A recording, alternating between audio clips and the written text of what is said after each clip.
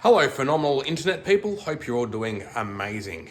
Today we are not putting the engine into the drift car like I said we were going to do in the previous episode, just because of my absolute inability to leave anything alone ever. So let me show you what we're doing instead. So because I like to get carried away, this is what we're doing. We're actually going to do some upgrades to the inside of the engine of the L67 that's going to go in the drift car. The motor was pretty much ready to go in.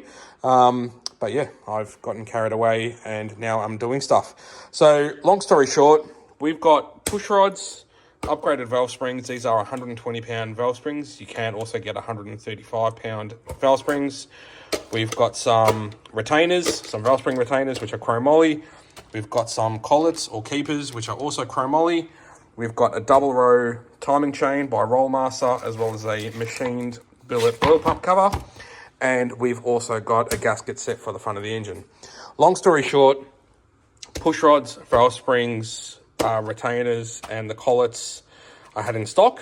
I've had this stuff, which I bought for a previous project a very, very long time ago, which has been sitting around, so I figured I might as well do it. The push rods, I'm not 100% sure if these are for Ecotec or L67. I think I bought them for an L67 ages ago, but I'm not 100% sure, so we'll have to check them. But when you upgrade valve springs in an Ecotec or an L67, it is also recommended that you upgrade the timing chain to a double row, because you do run the risk of snapping the standard chain. So I have bought this. I think these are about $300. And I also bought the gasket kit for the front of the engine. So let's sort of just hook into it. I've got a bit of time today. I've got a couple of hours. We're going to sort of get into things, but I want to be doing this sort of between jobs. I do have a date put aside in the next couple of weeks to actually do the engine swap. So whether I get time to do all of this or not, I don't really know, but let's sort of just get into it. Okay, so where to start? Well, because of time-wise restrictions, and as I said, I am doing this between jobs to get this thing ready. I don't know how much time I'm going to have between now and the day I've got put aside to put this motor in the car. So we're going to start with front of the engine stuff. Front of the engine stuff is harder to do with the engine in the car. Top of the engine stuff is easy to do with the motor out of the car, but it's also not too bad to do with the motor in the car. But that's why we're going to start with the front. So to access timing chain and get timing case off, we need to take the harmonic balancer off. You've seen me do this before in previous videos. This nut is 15/16, or I think that's like 27 mil or whatever. So big rattle gun to get that off. Then harmonic balancer puller tool. You've seen me pull balancers off before. And also as I go through and get parts off and get things removed, I'm going to be cleaning up surfaces and cleaning parts and all that, getting it ready for reassembly, because I just like to stay clean as I go. So balancer off first. Rightio, balancer is off. I've got the balancer cleaned up and the bolt cleaned up. Next thing, we're going to pull this plastic shroud off. Sometimes they just come off like that. Sometimes you've got to open up these little tabs to get them off. So we'll try. It looks like this one's coming off pretty easy. Yep, cool, that's off. Then we are going to pull the crank angle sensor. Oh, looks like we've got a little bit of a leak coming from somewhere, which we'll have the coolant leak, which we'll have to suss out. So that might even be from the timing case gasket. So yeah, we're going to pull the crank angle sensor. We're going to pull the oil pressure switch T-piece. These are just two 13mm bolts. This just unwinds. And then we're going to pull the water pump pulley, and we're going to pull these two pulleys off for the accessory belt and supercharger belt. Rightio, so I'm actually not going to pull this out because I've realized if I try and unscrew this, the oil pressure gauge fitting will hit the sump. So I'll take that off when the timing cover's off the car. Obviously, if you don't have an oil pressure gauge, this oil pressure switch will be straight into the front of the oil pump or oil filter housing. So next, and you don't have to do this, I'm just going to do it because it's easy and it gives us a bit more room. I'm going to take off the power steering bracket. And I'm going to take off this pedestal mount for the pulleys, just so it gives us a little bit more room to work and clean up surfaces and stuff. So yeah, get that done now. Okie dokie, so I've got those two mounts off, and with this pedestal mount off, you can actually see up in the corner there's some crusty coolant coming out the timing case gasket. So that timing case gasket is starting to leak, and the back of the pedestal mount is also got coolant in it too. So that just tells me I'm glad that we're pulling the timing cover off, because that gasket would have been a failure point at some stage. and we wouldn't have known about it unless we started digging. So that's that. I've also taken the cam angle sensor out. I just like to remove everything that I can from the timing case before we start beating on the back of it, which I'll show you what I mean later. So next step is we need to take this fitting off here. So it's just a couple of 17mm nuts and pop that out. There is an O-ring on here for this is the heater pipe or heater hose connection. So we're gonna go through and remove that. We're gonna remove the water pump. We're gonna knock this seal out. This seal is not that old. You can actually see it's fairly new, but while we've got this all apart, we're gonna throw a new one in it anyway. And then we're gonna remove these 3 nuts off the bottom of the timing case here for the sump, because these front 3 bolts do go through the sump into the timing case. So we'll pull them as well. Got those 3 bolts out. I did also go ahead and take this little pulley off because it does overlap this section a little bit. You can get the covers off without taking that pulley off, but for the sake of one bolt, took it off. And I did want to point out, I'm about to take the water pump off as well, but I wanted to point out that when you remove these bottom, I think it's these 2 bolts, they will dribble coolant out. So just be prepared to have something to sort of try and catch it. So I've got my tray here. I'm going to slip that onto the front to try and make as little mess as possible. It's going to be heaps. Cool, water pump's off. Throwing the door up to shed a bit of light on the situation. Yeah, so water pump's off. Got the bolts and the back of the water pump cleaned up. As I said, I'm going to be cleaning things up as I go. That water pump is very not old. It's maybe done 10, 15,000 Ks. So happy to reuse that. And yeah, timing case gasket kit comes with a new water pump gasket, so that's fine. So all that's left now is to pull the actual timing cover off. So we've got 13, 13, 13, 13. I think that's it. Let's pull the whole thing off. Cool beans, timing case off. That's what it looks like on the back. That's what that looks like. So obviously crankshaft with crank sprocket, camshaft with cam sprocket. That's our balance shaft gear, and this is our timing chain tensioner, which we will be deleting going to the upgraded chain. So first things first, before I do too much, is I'm going to go through and get everything cleaned up, get this old gasket off. So clean up the engine, and we'll clean up the back of this, and then I'll show you what we're doing to this. Just pulled the gasket off, and you can see our failure point where it was leaking coolant. So again, glad I'm doing this. Rightio, front of the motor's all cleaned up where the timing case gasket sits. I've just chucked a rag in the front to cover the hole in the sump. Actually, speaking of that, the timing case does overlap the sump, as I mentioned before. When these motors are assembled, the timing case goes on first and then the sump goes on. So you do disrupt this seal or this gasket when you pull the timing case off with the sump still on the motor.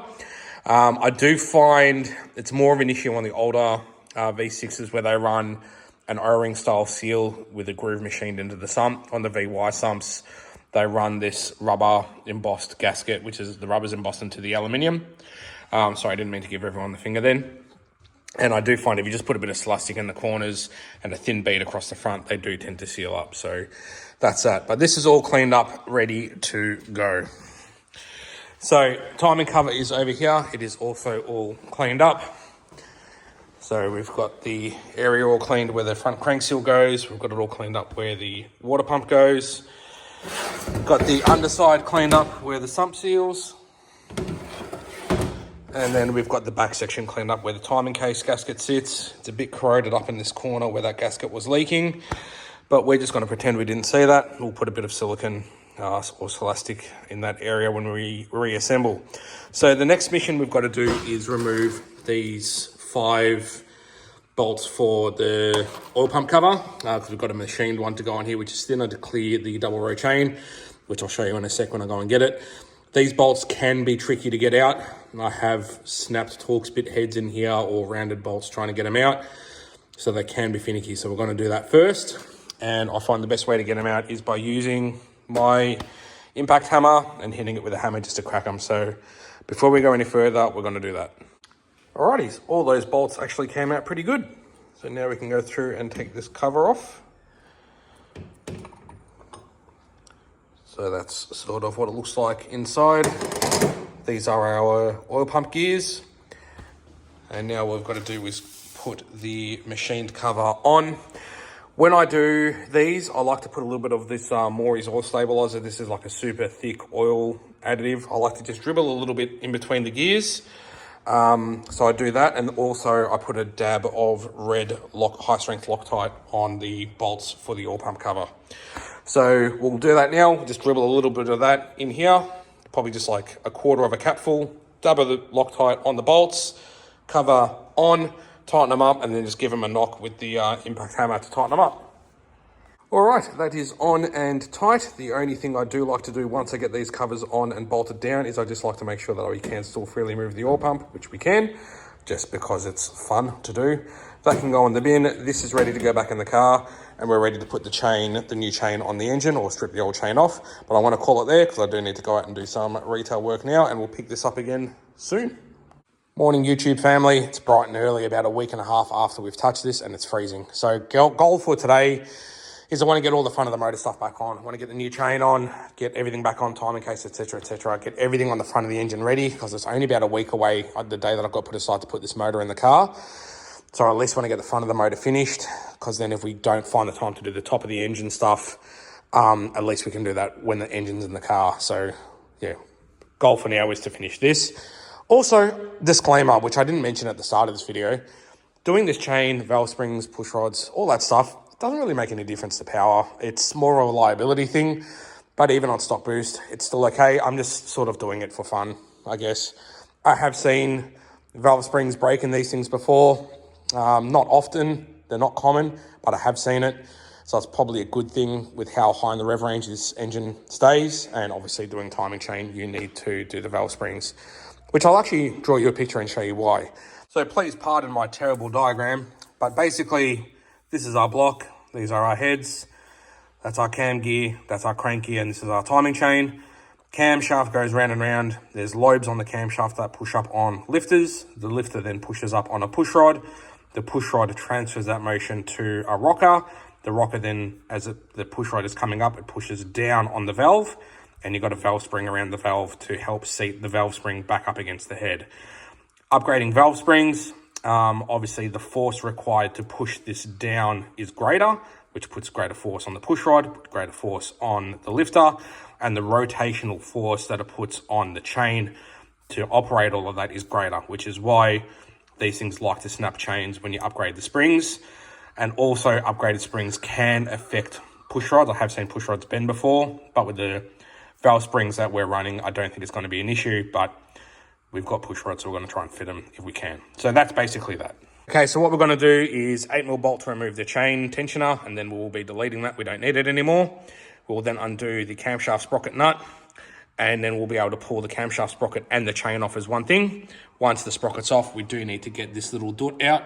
That is your pickup for your camshaft position sensor. There's just a metal tab up here that you've got to push in to poke it out, and that's got to be transferred over into the new cam gear. So we've got to do that, and then we will slide the crankshaft sprocket and oil pump drive gear off as one assembly, and then we can go about putting it all back together. So on the new one, obviously camshaft sprocket, crankshaft sprocket, and oil pump drive are two separate entities. So that will go on first, and then that goes on over the top. But let's start getting all this apart first. Alrighty, so we got that stuff off. That's all good. Now we remove this guy, which just slides off. That's good. All looking good. Now, before we go ahead and start fitting the new chain, we do need to remove the balance shaft gear off the front of the balance shaft. Otherwise, it does interfere with the double row chain. You can just leave the balance shaft hanging out inside the engine. That's fine. Some people go through and pull the valley off and pull the balance shaft out. Well, the balance shaft just comes out by undoing these two bolts, but there is an oil gallery that feeds the balance shaft bearing that's in the valley that you do need to block off. Otherwise, you don't really get any oil pressure. So we're not going to do that. We're just going to leave it hanging out in there, but we will pull that gear off, and then we can start reassembling. Alrighty, so this is how it all looks all pulled apart. Obviously, crank gear is off, camshaft gear is off, as well as the drive gear for the balance shaft, and the balance shaft gear is off. So that's basically the point, how we need to get it before reassembly. We have our new chain set up here, ready to go. And you will see on the crank gear, you have got these different marks of where you can set your timing. You can either advance it or retard it. We're just going to go with 0, which is the factory mark, because that's what the car is set up to run. So that's what we're going to go with, being a standard engine. So we'll slide that on, that 0 1, to the woodruff key here. As in, like, we'll slide the whole crankshaft gear on, and then we'll place the chain and the cam gear on in place. Alrighty, so everything is pretty much all on. Camshaft, sprocket, crankshaft, sprocket, and cam gear are on. Crankshaft sprocket can be quite tight to get on. Don't be afraid if you've got to tap it on with a dead blow hammer or something. I find the best way to do these is don't tap it home all the way down to the snout of the crank. Leave it off by about sort of 10 mil.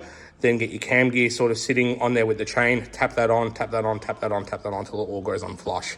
Because there is no slack in this chain, hence why you don't need a tensioner. It can be tight. But our timing marks line up. I just put a dot of yellow paint on them to make it a bit easier to see. So now cam bolt goes in. That gets tightened to 90 Newton meters plus 90 degrees. I do also put a dab of blue Loctite on it. You don't have to do that. So we'll do that, and then our oil pump drive can go on. So we'll do those next. Alrighties, so we've got our cam bolt on and tightened up. So as I said before, that's 90 Newton meters plus 90 degrees. I normally just jam like a chisel or something in the hole. Just to lock it up. It does mark it a little bit, but that's fine. I tightened it to 90 Newton meters, but because I don't have a dial gauge, I just sort of marked it and went, sort of about there, good enough. We've put our little duty thing in for the cam angle sensor. That goes in at about 8 o'clock, roughly. And we've got our oil pump drive collar on as well. Bit of a trick for them. You can just heat them up, which expands them a little bit, and they generally slide on. And then once they cool off, they do not come off. So now it's time to put the timing case on. So we're going to run a bead of silicone in this corner, bit here as well, and then the thin smear across the front. And I also like to run it on both sides of the gasket around the water jackets. So we're going to do that, get the timing case back on and start putting it all back together. Timing case bolts do also go through the crank angle sensor. I did have a brand new, what brand is this? NTK crank angle sensor in stock.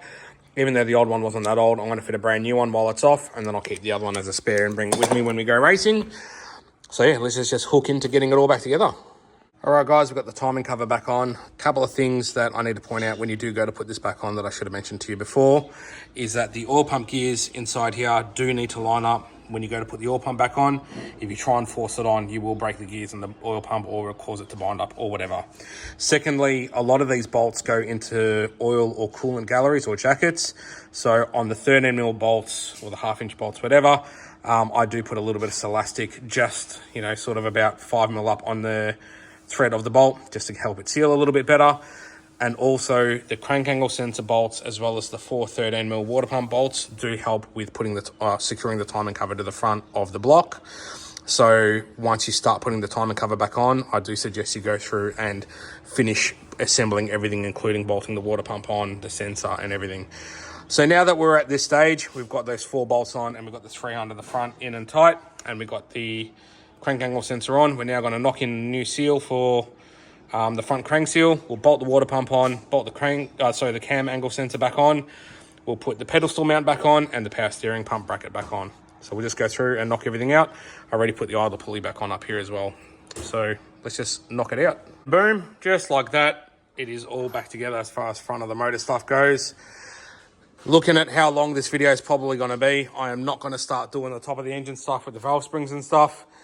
This has taken way longer than I wanted it to. From start to finish, it's actually been almost 2 weeks. And next week I've got the day put aside to put this motor in the car. So I'm going to leave it there, and then we'll readdress maybe doing valve springs down the track once the motor's in the car, if we have time. So that's it, guys. Going to end the episode there. Hope you've enjoyed it. A bit of a detailed rundown on how to do the timing chain on a V6 Commodore. Yeah, I'm just really, in a way, I'm sort of gutted that we haven't had time to do the rest of the stuff in regards to the valve springs and all that. But there's no point digging into that and taking more time up if we don't even have time to get the engine in the car. So next priority, motor in the car, get the thing up and running. Next drift event is fastly closing in. And then if we've got time before the next event, we will do the valve springs when the motor's in the car. So thank you so much for watching. Please remember to like and subscribe. Till I see you in the next video, be good to yourselves and each other.